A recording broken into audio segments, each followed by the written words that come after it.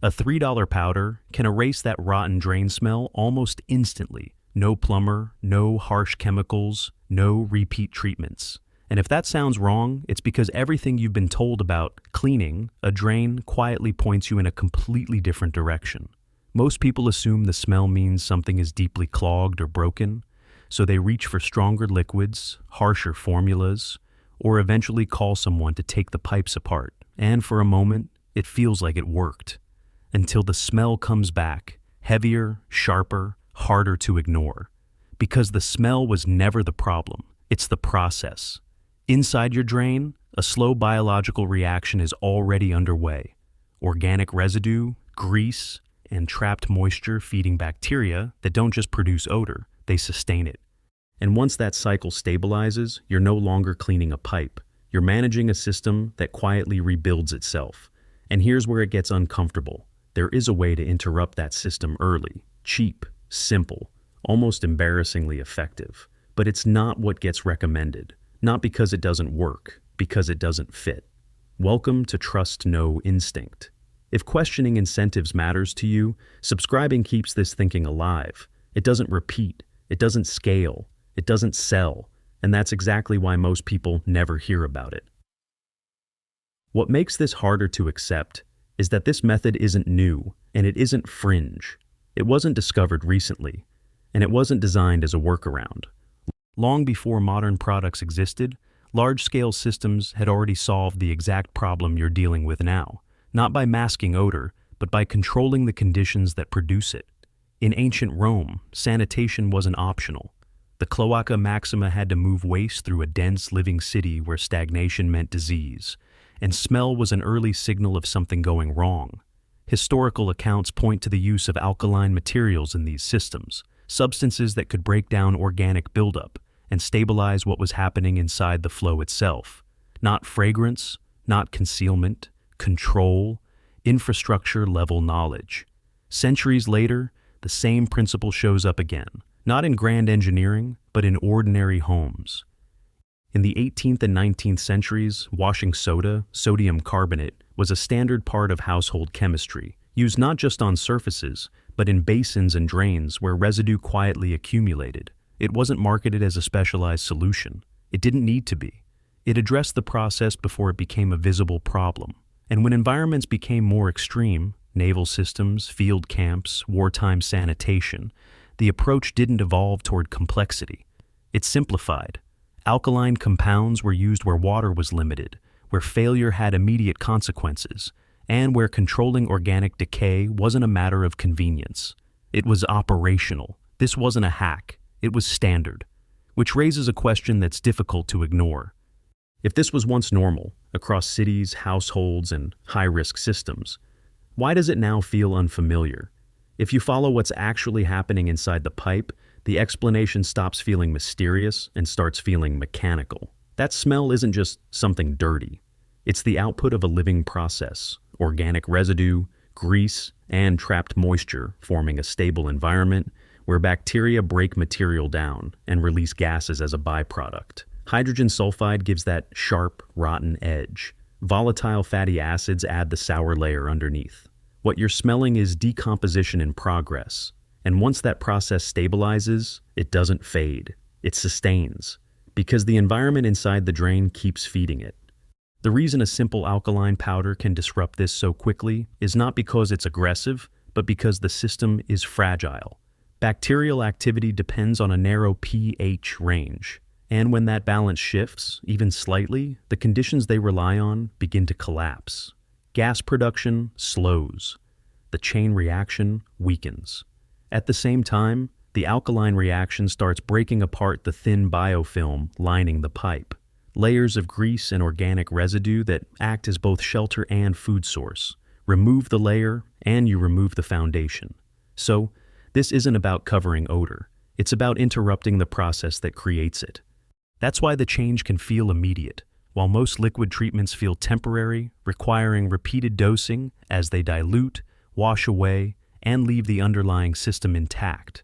You're not resetting the environment, you're maintaining it. But that's not the surprising part. The chemistry isn't complicated. The outcome is. Because this mechanism never disappeared. It didn't become obsolete. It didn't stop working. It was simply absorbed into a different structure, split across enzyme cleaners, diluted into liquid formulations, layered into products designed to be used over and over again, rather than once at the right moment. Not removed, distributed. One mechanism became multiple solutions. And once that happens, the relationship changes. What used to interrupt a process becomes something that manages it. What used to be decisive becomes incremental. And what used to be simple becomes something you return to repeatedly, because each use is designed to fade, not fail, fade. So the system keeps moving, and the outcome becomes predictable. When a solution stops being simple, it starts being profitable. Once you see that shift clearly, it becomes difficult to unsee what happens next. The problem isn't just the smell, and it isn't even the chemistry, it's the structure built around it. Because the moment a solution stops being a one-time interruption and becomes something that fades, a different kind of system begins to form around it. One that doesn't depend on solving the problem completely, but on keeping it just controlled enough to return. Not gone, managed. Look at how the cycle actually plays out. The odor appears, you reach for a product designed to soften it, maybe reduce it, but rarely eliminate the underlying cause. It works for a while. Then it fades. The smell returns. Slightly worse, slightly faster. And the response becomes predictable because the system has already trained it. Use again. Buy again. Repeat. And once that loop is established, it scales effortlessly. Entire categories grow around it. Cleaners, treatments, maintenance routines, scheduled services. Each one positioned as necessary because the problem never fully disappears. Not because it can't be interrupted, but because interruption isn't what the system optimizes for. It optimizes continuity. That's not a flaw, that's alignment. Because a solution that works once doesn't generate a cycle. It doesn't build habits. It doesn't create dependency. And more importantly, it doesn't expand into an ecosystem of products that rely on the problem remaining just active enough to justify their existence. So, the most durable approach, the one that actually interrupts the process early, doesn't disappear dramatically. It just stops being emphasized, quietly replaced by things that need you to come back, again and again and again. And if you step back far enough, the pattern becomes hard to ignore. The system doesn't need the problem to get worse. It just needs it to never fully end. By this point, the pattern is clear. But clarity only matters if it translates into something you can actually use. Because the difference here isn't theoretical. It shows up the moment that smell first appears, when it's still faint. Easy to ignore, easy to dismiss as temporary. That's the window most people miss, because nothing feels urgent yet. But the process has already started. The residue is there, the moisture is there. The bacteria are beginning to establish a cycle that will only get harder to interrupt the longer it's left alone. And this is where a simple alkaline powder changes the trajectory. Not by overpowering the system, but by shifting the conditions early enough that the cycle never fully locks in. You're not reacting. You're intercepting. Here is exactly what to do. Go to a grocery store or look online and find pure sodium carbonate, washing soda, not baking soda, not a scented cleaner, not a mixed detergent, just the plain, inexpensive powder, usually a few dollars for an entire box. When the drain is dry or only slightly damp, take about half a cup and pour it directly into the drain. Then slowly add 1 cup of very hot water, not to flush it through, but to activate it. You're not washing it away. You're creating a high pH environment inside the pipe. Then stop. Let it sit for several hours, ideally overnight. While nothing looks like it's happening, the reaction is already underway. The alkaline environment is breaking down the thin layer of grease and organic buildup along the pipe walls, weakening the biofilm that bacteria depend on.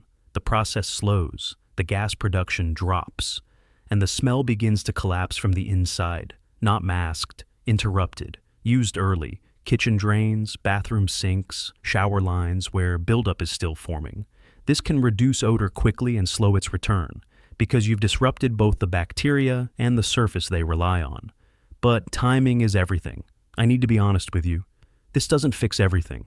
If there's a severe blockage, a damaged pipe, or gas escaping from deeper in the system, this won't solve it. If the problem has been building for months or years, the effect may be limited because you're no longer dealing with a surface-level process. You're dealing with a system that's already established itself. And at that point, it's not interruption, it's repair. This works best early, before the system locks in, before the smell becomes constant. Because once it does, you're no longer choosing a solution. You're managing a problem that already chose you. By now, this probably doesn't feel like it's just about a drain anymore.